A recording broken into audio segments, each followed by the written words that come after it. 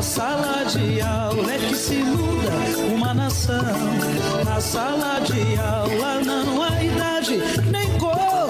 Por isso aceite e respeite o meu professor. Olá, boa tarde! Estamos chegando para mais um TV Sintese. No programa de hoje, nós vamos bater um papo com Lourdes Mendonça, diretora de formação do Sintese, que vai nos falar mais um pouco sobre as pré-conferências do Sintese.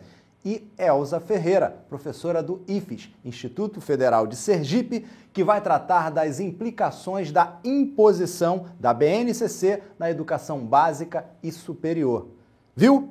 O programa de hoje está bem recheado. Está no ar a TV Sintese.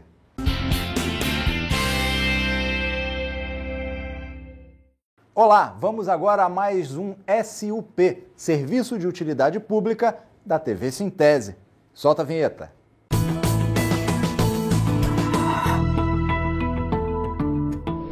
Informações chegaram ao Sintese de que advogados estão abordando professores e professoras nas escolas da rede estadual no sentido de ajuizar ações com o objetivo de receber os valores retroativos do piso.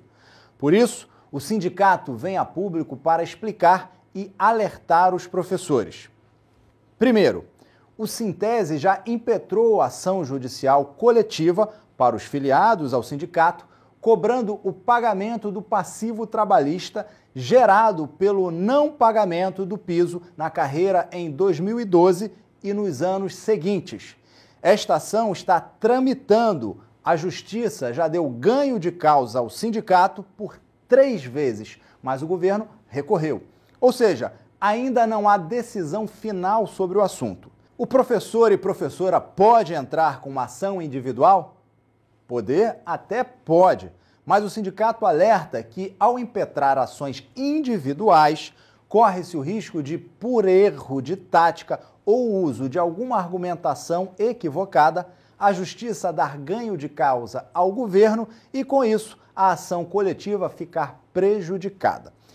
Por isso, o Sintese alerta que os professores e professoras filiados que forem abordados por algum advogado com essa temática, procure o sindicato e alerte aos colegas que já existe uma ação em curso e, por 3 vezes, a Justiça deu ganho de causa ao sindicato, mas o governo voltou a recorrer.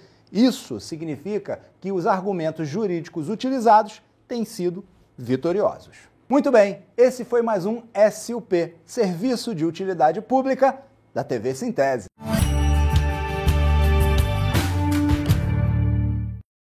Muito bem, vamos conversar agora com Elza Ferreira, professora do IFES, Instituto Federal de Sergipe, que vai tratar das implicações da imposição da BNCC na educação básica e superior. Tudo bem, Elza? Olá, tudo bem. Bom, vamos direto ao ponto. Está uma gritaria geral no país inteiro sobre a BNCC. Pergunto, o governo federal está ouvindo? Que está uma gritaria, está. Agora a pergunta é se esse governo consegue ouvir alguma coisa que lhe diz respeito, né? Eu acho que ele não consegue ouvir nem a impopularidade dele. Mas, enfim, é curiosa a sua pergunta porque exatamente essa semana, mas precisamente quarta-feira, saiu nos jornais, né, de grande circulação que o governo ia rever a BNCC, pelo menos a do ensino médio. Então, olha, se o governo vai rever, parece que ele começa a se sentir incomodado. É bom que se frise que a BNCC do ensino médio teve o seu presidente, o seu conselheiro maior, a retirada dele. Ele sai, não é? Por discordar do que estava acontecendo, do que foi registrado na BNCC, o Caligares acaba saindo do conselho que compunha, né, que discutia, que formava, que compunha a BNCC. Então, isso já foi digamos assim, algo sério e que precisava que o governo ouvisse. E uma outra coisa que também é bom frisar é que, para a reforma do ensino médio, que se transformou da BNCC, né, de uma certa forma, eram previstas 5 conferências. Uma delas não aconteceu, que foi a conferência em São Paulo. E não aconteceu por quê? Porque houve protestos. e protestos muito fortes. E das 5 só tivemos 3, a de São Paulo não aconteceu, e a última vai ser no final de agosto, que a gente também não sabe se vai acontecer, já que o governo parece que vai rever algumas questões da BNCC. Brasil, tamanho continental, como é que ele explica essa padronização sem considerar isso tudo? Eu acho que a questão é muito simples. Como é que você quer padronizar algo que não pode ser padrão? Perfeito. Estudante não é mercadoria, Exatamente. Educação não é mercadoria. Então não se fabrica um pacote e se coloca para o consumidor. Não é assim. Educação exige criticidade, exige autonomia. Educação exige mesmo originalidade, inclusive. Perfeito. Então, eu acho que é óbvio, isso qualquer cidadão nesse país, seja um cidadão formado, doutor, ou seja, um cidadão simplesmente com ensino médio, ou seja, um cidadão comum, popular do povo, ele sabe que é impossível padronizar, porque a escola é feita de gente. Exatamente. E gente é singular. Sim, professora, e há riscos de corte de investimento na educação? Meu querido, o que é que neste país não corre riscos? Risco de corte, só se a gente já sabe disso, né? Em 2016, 2017, só foram votadas PECs e PECs que acabaram com os investimentos em prol de coisas que são fundamentais. E o que é fundamental? Educação, saúde. A gente já sofreu cortes. Se você me pergunta se vai vir mais cortes, você já me deixa aflita, porque os cortes já foram anunciados e eles são enormes, são gritantes. Mas eu queria agora me colocar no lugar do telespectador. A gente sabe que é ruim, mas o quanto é ruim de fato para que todos entendam? Boa pergunta. A gente precisa mesmo refletir sobre isso. Veja, eu vou dividir a resposta em 2 tópicos. Se eu pensar na BNCC para o ensino fundamental, o que isso causa, né, de negativo? Por exemplo, diz a base nacional que o currículo tem que ser 60% padronizado para todo o país. Aí eu te pergunto, e onde fica a singularidade? E onde fica a expressão regional? Outro exemplo, o ensino, a educação infantil, antes era pensado no sujeito criança, em desenvolvimento, em formação. Agora, quando você pega a BNCC do ensino fundamental, já é uma pré-escolarização. É como se o guri entrasse na escola e tivesse que ser alfabetizado. Daqui a pouco ele vai estar fazendo vestibulinhos, como algumas escolas privadas até fazem propaganda disso. Então, isso é muito ruim.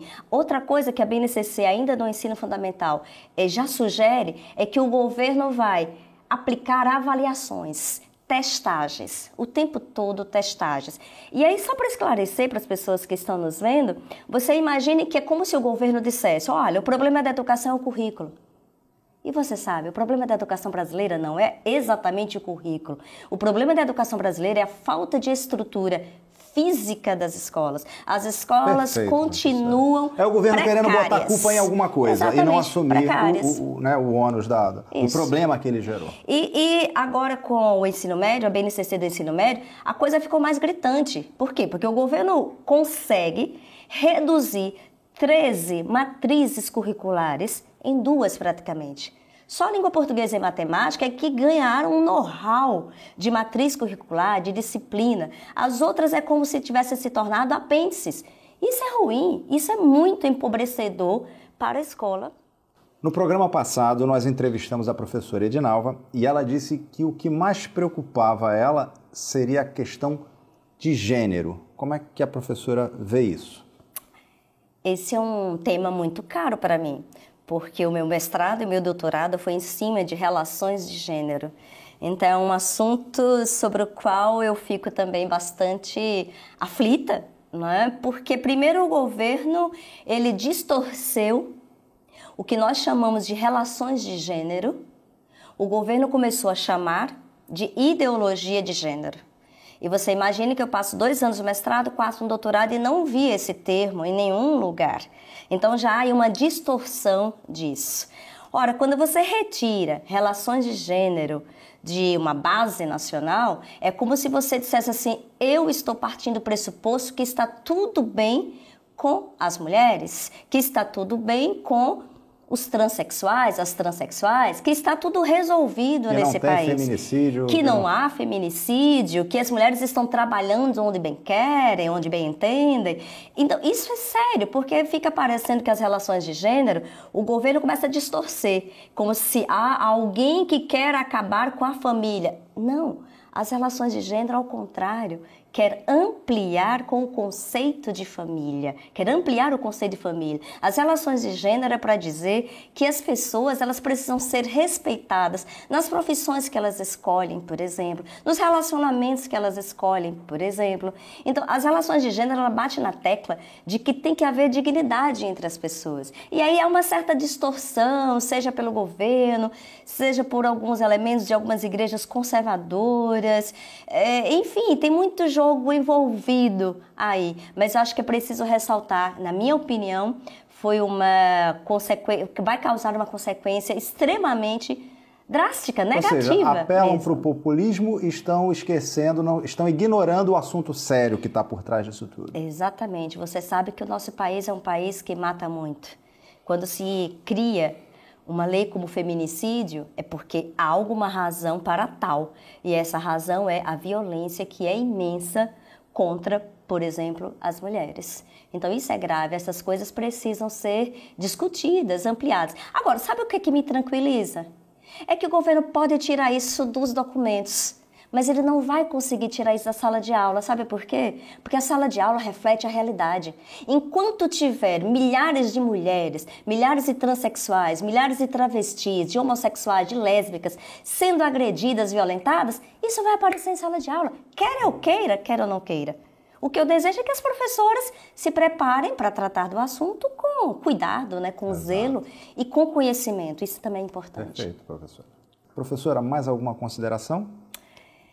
Eu acho que é o convite, né? O convite para que professoras, professores, gestores, a comunidade de forma geral, se sinta responsável, se sinta no direito e no dever de pensar a educação em conjunto. E aí é buscar o material para ler, não ficar só ali naquele Facebook ou naquelas mídias que o governo está comprando tudo. Então, vamos a fundo, vamos às discussões, porque a coisa é muito séria. Educação é séria. A formação de um país grandioso não tem como não passar pela educação. Então, o convite é esse, para se juntar a gente, para a gente poder discutir e refletir sobre isso. Bom, tá aí feito o convite. Muito obrigado, professora. Bom, e o programa continua. No bloco seguinte, nós conversaremos com a professora Lourdes Mendonça, diretora de formação do Sintese, que vai nos falar mais um pouco sobre as pré-conferências do Sintese. Roda a vinheta.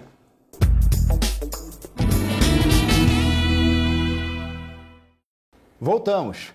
Agora com a diretora de formação do Sintese para falarmos sobre as pré-conferências do Sintese. Tudo bem, professora Lourdes? Tudo bem. Bom, vamos direto ao assunto. As pré-conferências já começaram. Ontem foi na cidade de Lagarto e hoje, sábado, acontece em Estância. Professora Lourdes Mendonça, fale pra gente como está sendo a recepção desse evento, já que o tema envolve a resistência ao golpe. Está sendo muito boa, porque assim, nós percebemos que a resistência é necessária e o momento assim, requer realmente um estudo mais detalhado de tudo que tem sido imposto pelo governo federal, por esse governo golpista que assim, a cada dia nos surpreende com os seus pacotes de maldade. E, assim, os professores sentem a necessidade, nós preparamos um material, fizemos estudo lá no nosso sindicato com as professoras Silvana Bretas e Elza Ferreira, que são estudiosas no assunto, e estamos preparando um material que vai, assim, oferecer um suporte muito grande para que a gente possa dar início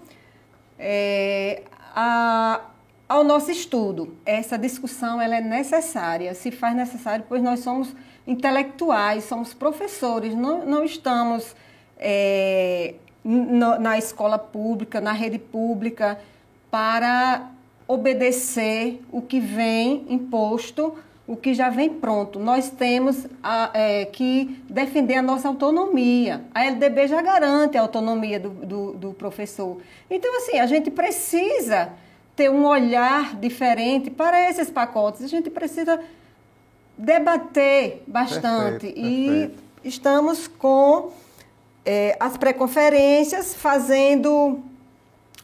Os preparativos justamente para as conferências, né? Que inclusive está chamando de, como é que está se chamando? O esquenta, né? Isso, são os esquentas. Exatamente, exatamente, o esquenta, porque é uma preparação para a conferência que vai acontecer entre os dias 12 e 14 de setembro. No último programa nós mostramos, inclusive tem um livro, né, que já é um material que é a base, o caderno 1, que já é o material para a base, e nas conferências, obviamente, que vai sair o resultado para esse caderno 2. Exatamente. O caderno 1, ele foi preparado através de estudos realizados no Sintese, e nós vamos preparar o caderno 2 na conferência, com a participação dos professores. Nós vamos construir juntos. O que o governo não fez? Até para recapitular aqui, né, a discussão toda da BNCC, o governo ele mandou quesitos com perguntas fechadas, prontas. Concorda ou não concorda? Sim ou não? E se eu não concordo com nenhuma das duas? Então agora é a oportunidade. Justo. Assim, não foi dada a opção. Exatamente. Né? A sociedade não foi ouvida. Os professores não foram ouvidos, assim, não teve assim essa participação. Foi assim de forma enganosa. Enquete não é pesquisa, exatamente. não é perguntar. Pergunta direcionada. Exatamente. Você vem com 2 copos de água, você quer água gelada ou quer água? Exatamente. Ou quer água natural. Natural. E se você quiser café? Exatamente. Ou vinho? Bom, professora, e como é que podem ser feitas as inscrições? As inscrições são feitas da conferência pela internet, né? Okay. Nós temos um programa, é só acessar lá o nosso programa, fazer as inscrições online, e as pré-conferências são feitas a partir das subsedes, elas vão até as escolas e fazem as inscrições. Os coordenadores subsedes vão até as escolas e fazem as inscrições dos professores para essas pré-conferências que acontecerão nas regiões. Certo. Né? E quem não é filiado pode participar? Quem não é filiado pode participar, mas vai ter que fazer a filiação. Certo. Né? À medida que fizer a filiação, já está habilitada a participar sem custo algum. E abrir uma prerrogativa também para estudantes, não é isso? Isso, para os estudantes de licenciatura. Tem uma pequena taxa que paga e pode participar. E até é muito importante já tomar pé, né? Já para começar a defender a carreira, né? Se eles pretendem atuar na área, precisa conhecer. Exatamente. Para que não sejam meros repassadores de conteúdos. Sim, professora, fale agora a respeito das dinâmicas. Como é que vai ocorrer o desenvolvimento dos trabalhos nas pré-conferências? Serão formados grupos por componentes curriculares, né? Então, assim, o professor poderá escolher a sua área de atuação para fazer o estudo da BNCC dentro da sua área. E aí, a partir daí, diagnosticar o que ele considera que não está dentro do esperado. Sim, professor, eu estou curioso com o transporte dos professores, a alimentação. Tem alguma coisa preparada para isso?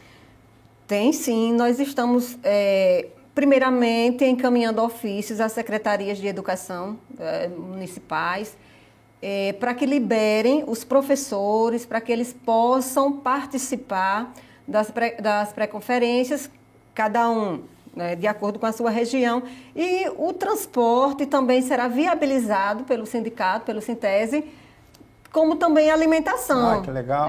Nós oferecemos 2 refeições, o café da manhã, porque assim, muitos professores vêm de outros municípios, saem de casa muito cedo. E de barriga vazia ninguém raciocina, né, professora? Então, assim, a gente já viabiliza essa questão. Aí vamos oferecer o café da manhã e também o almoço, para que os professores possam participar com tranquilidade, não tenham que se deslocar da pré-conferência em busca de alimento. Perfeito. Vai ser tudo organizado através das subsedes. Excelente. Bom, pessoal, então eu conversei aqui com a professora Lourdes Mendonça. Professora, muito obrigado por sua presença. Disponha. Bom, pessoal, e a TV Sintese vai ficando por aqui, mas a gente volta no próximo sábado, se Deus quiser, e Ele há de querer. Tchau, pessoal! Na sala de aula é que se muda uma nação. Na sala de aula não